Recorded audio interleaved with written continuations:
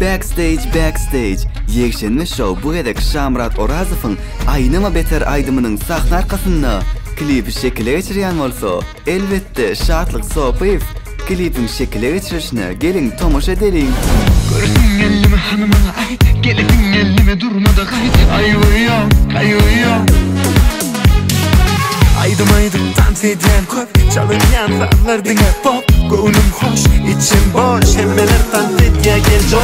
Aylan ya, durman başım aylan ya. Kim dans oynaya, kim sevilse hatta oynaya. Saylan ya, ol hemmeden saylan ya. O adam onu bilip borçuda aylan ya. Aynama beter, şu boşumam yeter. Dodum talamay, ballanmaya şeker.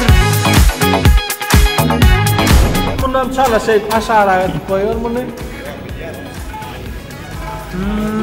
İnadına yenilmeden, aşık olmadan Aylan ya, durman başım aylan ya. Kim tam oynaya, kim sevilse hatta oynaya.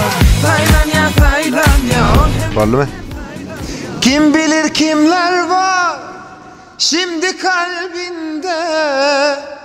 Sen beni unuttun çoktan belki de. Ben hala yaşarım eski günlerde.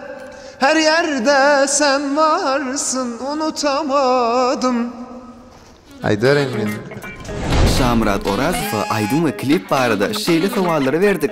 3 aýdym we 3 klip gelýär diýipdiňiz. 5 aýdym taýyn 3-nde klip etjek bolýar, 3-ni çykaratma gelýär. Bu aýdym we klip barada näme üýtgeşiklik aýdyp bilersiňiz? Bu aýdym bu pasarifle maslahatlaşdyk, dawet bilen maslahatlaşdyk, sözlerini 3-4 gün içinde ýazdyk. Şatlyk bilen maslahatlaşdyk. Yerine bugün başka klip etmelilik aslında, onun şulaydım klip edesime gelip şimdi. Dodum talamay, ballanmaya şeker.